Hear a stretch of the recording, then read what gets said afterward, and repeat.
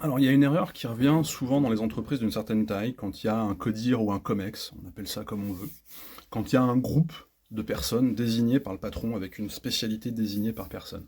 Lui, c'est la RH, elle, c'est le marketing et la com, lui, c'est la finance, elle, c'est le commerce, etc. Au milieu, il y a le patron. Bon.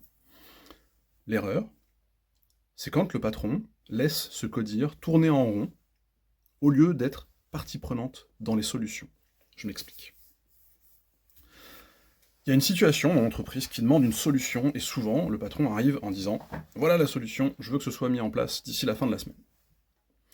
Et en face, grand silence, et personne ne va prendre la responsabilité de l'action à mener. Soit parce que les gens sont pas d'accord, soit parce qu'ils ont déjà beaucoup trop à faire, soit parce qu'ils ont peur de faire le premier pas et de se faire tomber dessus s'ils font une erreur. Pour changer ça, le patron, il doit changer un truc.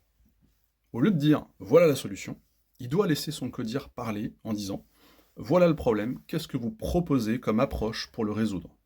Et il ne donne son avis sur le sujet qu'à la fin du tour de table.